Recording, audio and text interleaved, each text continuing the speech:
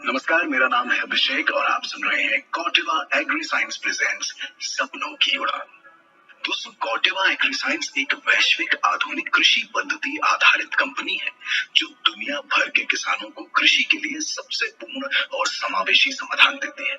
इसमें उपज और लाभप्रदता में वृद्धि, उत्पादकता को अधिकतम करने के लिए उन्नत बीजों का इस्तेमाल, फसल सुरक्षा और डिजिटली समस्याओं का संतुलित और पूर्ण समाधान शामिल है। आइए सुनते हैं आज की कहानी। भारत की आत्मा भारत के गांव में बसती है। ग्रामीण क्षेत्रों में रहने वाले लोग असल भारत की तस्वीर बयां करते हैं। गांव में आपको सादगी दिखती है, परंपरा और रीति रिवाज दिखते हैं, लोगों में भाईचारा दिखता है और दिखती है जीवन में खुशहाली। दरअसल भारत में रहने वाले किसानों को अनेक चुनौतियों का सामना करना पड़ता है। उन्हें मौसम की अनियमितताओं का सामना करना पड़ता है, महंगाई के कारण खेती की बढ़ती लागत का बोझ उठाना पड़ता है और कड़ी मेहनत के बाद भी कम उपज के कारण गरीबी का सामना करना पड़ता है। लेकिन दोस्तों, आज जो मैं कहानी आपके लिए लेकर आया हूँ वो एक ऐसी महिला किसान की है जिसने इन चुनौतियों से दो दो हाथ किए हैं। परंपरागत और पुरानी खेती की तकनीक को छोड़ आधुनिकता का दामन थामा है और बदली है अपनी किस्मत। आज की कहानी है मध्य प्रदेश की राजधानी भोपाल से लगभग 500 किलोमीटर दूर डोरा गांव में रहने वाली महिला किसान धारावती की। नमस्ते भैया, मेरा नाम धारावती शरणागत है। मैं ग्राम डोरा की रहने वाली हूँ और पंचायत सिंगई है और मैं जिला बालाघाट की रहने वाली हूँ। धारावती रोज सुबह अपने घर का काम काज करके खेतों में चली जाती थी। खेत में अपनी लगी फसल को देखना, सिंचाई के लिए बनाई क्यारियों को ठीक करना और उनमें से खरपतवार छांटना उसकी आम दिनचर्या का हिस्सा थी। लेकिन हर दिन की मेहनत के बावजूद जब फसल की कटाई का वक्त आता था तो अपनी थोड़ी सी उपज के ढेर को देखकर धारावती परेशान हो जाती थी।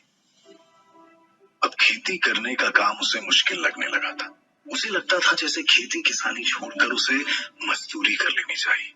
कम से कम मजदूरी करने में मुनाफा तो होगा, क्योंकि खेती किसानी तो उसके लिए अब एक घाटे का सौदा बनती जा रही थी।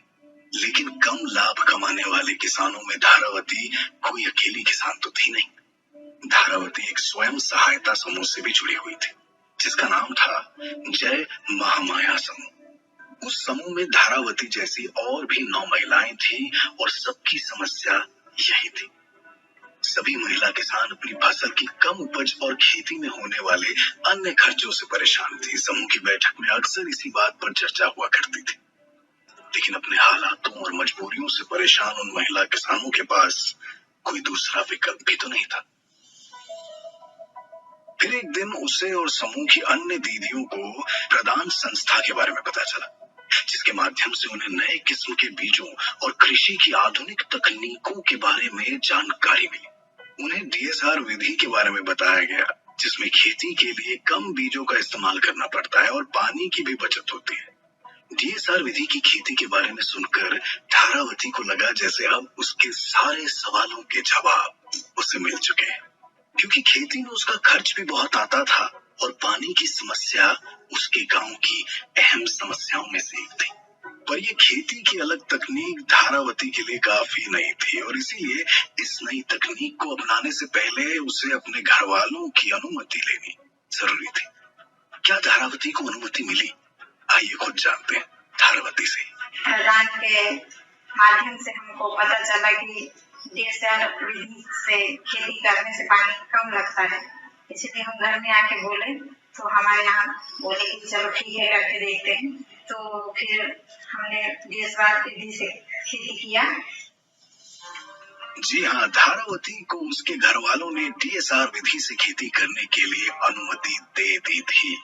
बस फिर क्या था, धारावती पूरी मेहनत से डीएसआर तकनीक से खेती करने में जुट गई। उसने डीएसआर तकनीक से बीज बोए, सिंचाई की व्यवस्था की और कुदाल लेकर खरपतवार की छटाई का काम भी करने लगी। और फिर क्या था, पहले के मुकाबले इस बार उसने देखा कि काफी कम मेहनत में उसने पूरे खेत में बीज की बुआई कर ली थी। पहले जिस काम को करने में हफ्ते लग जाते थे, अब उसी काम को करने के लिए धारावती को बस कुछ ही दिन का वक्त लगा। उसने देखा कि पहले के मुकाबले उसकी खेती में अब बहुत कम बीजों का इस्तेमाल हुआ था और इसीलिए कम बीज को लगाने में समय और मजदूरी दोनों में काफी बचत हुई थी। तो उसमें वास्तव में पानी भी कम लगा और लागत भी कम लगी, जिसमें 50-60 किलो धान लगे तो उसमें 6-7 किलो में हो जाता है, और जो मजदूर का भी है वो भी बचत होती है। जी हाँ, डीएसआर तकनीक का इस्तेमाल करने से धारावती को अपने खेतों में पहले के मुकाबले काफी कम बीज लगाने पड़े थे और इसी वजह से उसके समय की भी बचत हुई। लेकिन गांव के दूसरे किसान भी धारावती की खेती को देख रहे थे और साधारण तरीके को छोड़कर नए तरीके से खेती करती धारावती को देखकर उनके मन में भी कई सवाल उठते थे। पर धारावती की नई खेती की तकनीक को लेकर सवाल पूछने की बजाय उन लोगों ने उसके हौसले पर चोट लगाना शुरू कर दी। लोगों ने उसके उत्साह को तोड़ने की कोशिश की। गाँव वाले हमको बोलते थे, तुम क्या कर रहे हो, ये इसमें क्या होगा? हमने बोले करके तो देखते हैं। पर धारावती ने गांव के लोगों और उनकी बेतुकी बातों पर ध्यान ही नहीं दिया, क्योंकि वो तय कर चुकी थी कि चाहे जो भी हो जाए वो खेती की इस नई तकनीक को एक मौका तो जरूर देकर देखेगी। और गांव वालों और उनकी बातों को अनसुना कर वो अपने काम में लगी रही। समय बीता, हालात बदले और फसल लगाने का सारा काम पूरा हो गया। अब वक्त था खेती में खर्च हुए पूरे पैसे का हिसाब लगाने का।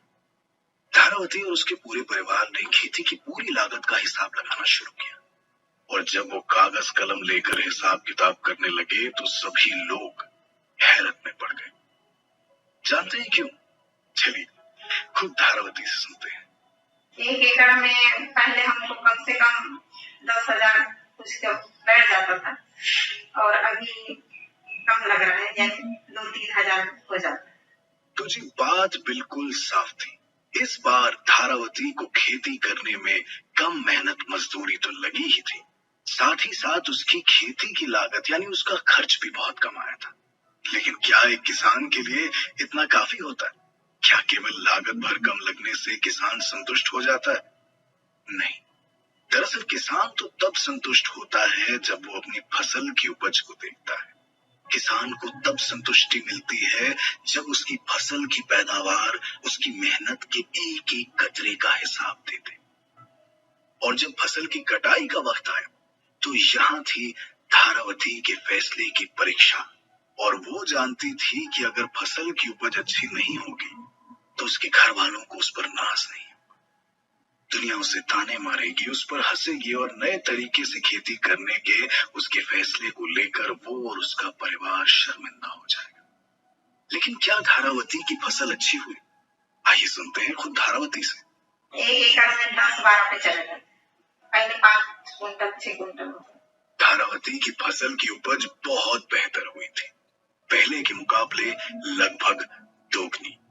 और ये सब कुछ हो पाया उसके हौसले और इच्छा शक्ति की बदौलत। और ये हौसला उसे मिला उसके परिवार से, जिसमें उसका साथ दिया था कॉर्टेवा एग्रीसाइंस और उसकी डीएसआर तकनीक ने।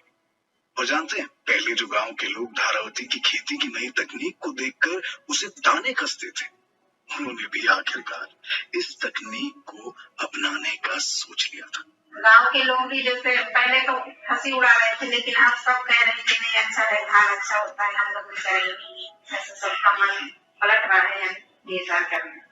धारावती ने साबित किया है कि अगर इरादे नेक हों तो किसी नए रास्ते पर चलकर भी मंजिल को पाया जा सकता है। उसके बुलंद इरादों की बदौलत उसने न सिर्फ अपने और अपने परिवार की किस्मत को बदला है, बल्कि गांव के दूसरे लोगों को भी एक नई राह दिखाई है। और इस राह पर चलकर आज कई किसान तरक्की की सीढ़ी चढ़ रहे हैं। तो दोस्तों, ये थी आज की कहानी कॉर्टेवा एग्रीसाइंस प्रेजेंट्स सपनों की उड़ान में, मेरे यानी अभिषेक के साथ। जैसा कि कार्यक्रम की शुरुआत में मैंने आपको बताया कि कॉर्टेवा एग्रीसाइंस एक वैश्विक आधुनिक कृषि पद्धति आधारित कंपनी है जो दुनिया भर के किसानों को कृषि के लिए सबसे पूर्ण और समावेशी समाधान देती है। इससे उपज और लाभप्रदता में वृद्धि, उत्पादकता को अधिकतम करने के लिए उन्नत बीजों का इस्तेमाल, फसल सुरक्षा और डिजिटली समस्याओं का संतुलित और पूर्ण समाधान शामिल है। मैं उम्मीद करता हूँ कि आपको आज की ये कहानी पसंद आई होगी और इसने आपको एक सकारात्मक ऊर्जा दी होगी। अगले हफ्ते फिर लौटूंगा एक ऐसी कहानी के साथ। तब तक आप सुनते रहिए कॉर्टेवा एग्रीसाइंस प्रेजेंट्स सपनों की उड़ान, मेरे यानी अभिषेक के साथ।